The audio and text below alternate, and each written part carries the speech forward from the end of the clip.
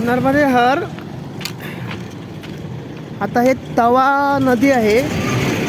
तवा नदीचं ब्रिज, त्या ब्रिजवरून जाणार आहोत आणि ब्रिज नंतर ब्रिज ओलांडलं की डाव्या हाताला वळायचं आहे. पुढे सरळ नर्मदापुरम आहे. तिथून तटाने म्हणजे मैयाच्या किनारी मार्ग आहे, पण तो थोडा लांब आहे आणि इकडून रस्त्याने जायचं आहे.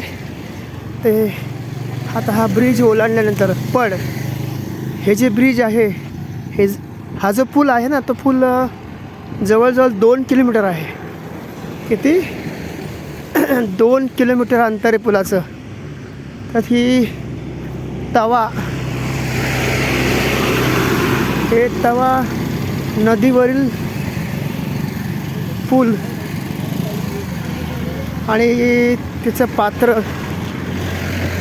किती मोठं असेल याचा अंदाज तुम्ही बघा. आता प्रत्यक्ष मी व्हिडिओ करतो आहे. हे बघा, हे आता इथून सुरू झालं. तब्बल 2 किलोमीटर आहे असं ते म्हणतात. आधी एक तर मला 3 किलोमीटर मिळाला, पण इथला जो स्थायिक होता ते पण महाराष्ट्रातलंच आहे.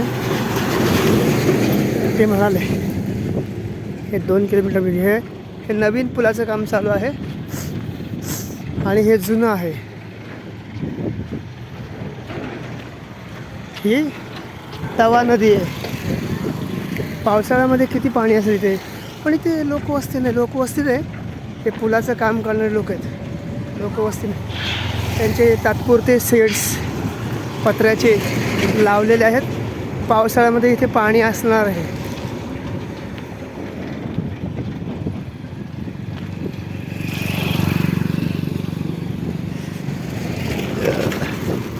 हो, दिसतंय किती आहे. 2 किलोमीटर अंतर वाटतंय मला. हे काय अंदाज यायला लागले आता किलोमीटरचा चालता चालता. शेवटी ही झाडं दिसत आहेत. पुढे तिकडे जी वाहते संगम, ही नर्मदा मैया आहे. पण या तवा नदीचं पात्र बघा किती मोठं आहे. पावसाळ्यात पाणी असतं इथे. आता सध्या एवढं पाणी नाही आहे. मूळ प्रवाह आता आहे की नाही ही आता सध्या कोरडी आहे, याची कल्पना नाही आहे. पुढे आमचे परिक्रमावासी गेलेत, त्यांना भेटायला जायचं आहे मला. ते पुढं निघाले. फार विश्रांती करत नाही, कारण की जास्त किलोमीटर चालायचं आहे. त्यांचं म्हणणं आहे की एकादशीला आपण पोहोचलो पाहिजे. 27 तारखेला एकादशी आहे.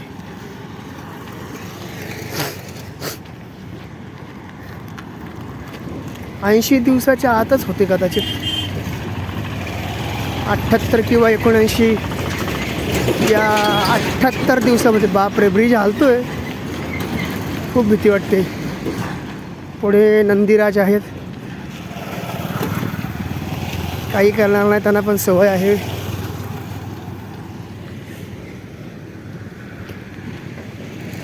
ब्रिज हालतोय म्हणून कदाचित या लोकांनी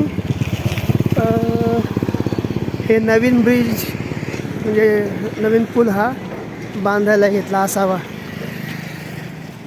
मागे पण एक पूल असंच होता. गाडी जर जास्त वजनाने भरलेली असेल आणि जर गेली तर तो ब्रिजसुद्धा हालायचा. पूर्ण तवा नदी तुम्ही बघू शकता.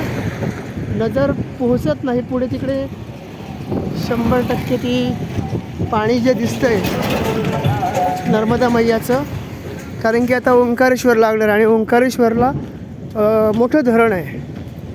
त्या धरणाचं पाणी लागायला अजून 2 दिवस जातील.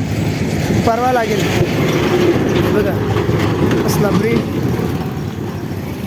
भीती वाटते चालायला भीती वाटते. आत्तापर्यंत मी व्हिडिओ केला नाही, कारण की तशी जागा नव्हती. कारण की आम्ही जरासं वेगळ्या रस्त्याने आलो, जरासं अंतर कमी असणाऱ्या रस्त्यात आलो आणि त्यामुळे काय झालं, इकडे आश्रम किंवा तपस्थली काही क्षेत्र कमी आहेत, त्यामुळे व्हिडिओ करण्याचा योग आला नाही. आजचा हे जरासं आश्चर्यकारक आहे म्हणून तवा नदी हे बघा पुढे पाणी आहे, पुढे आहे ते, तिचं पाणी हे नर्मदा मैयाला मिळतं. पण हे पात्र बघा तुम्ही, नर्मदा मैयाचं पात्र एवढं मोठं काही ठिकाणी आहे, ते पण धरण बांधल्यामुळं हे पात्र एवढं मोठं आहे नर्मदा मैयाचं, समुद्रासारखं थोडं. पण हे पात्र किती मोठं आहे, खूप बोलावं लागतं. बोलता बोलता व्हिडिओ चालू आहे आणि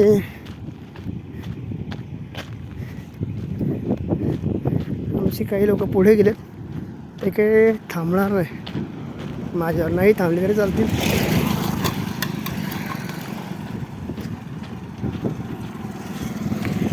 त्याचं पडलं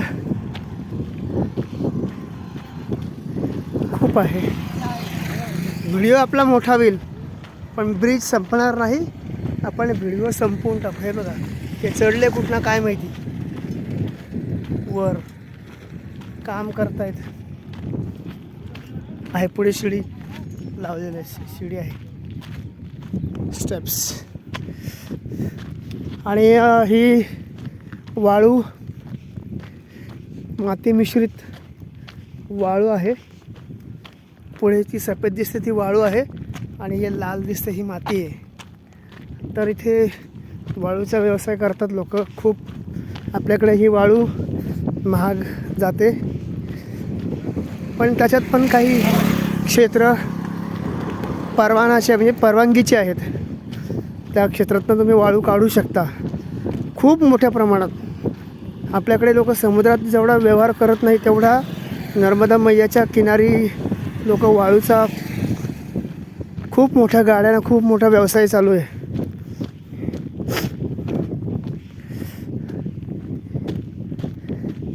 आणि शुद्ध स्वच्छ गोड्या पाण्याची वाळू बांधकामाला चांगली, खाऱ्या पाण्याची वाळू काही योग्य नाही आहे असा बऱ्याच जणांचा अनुभव आहे.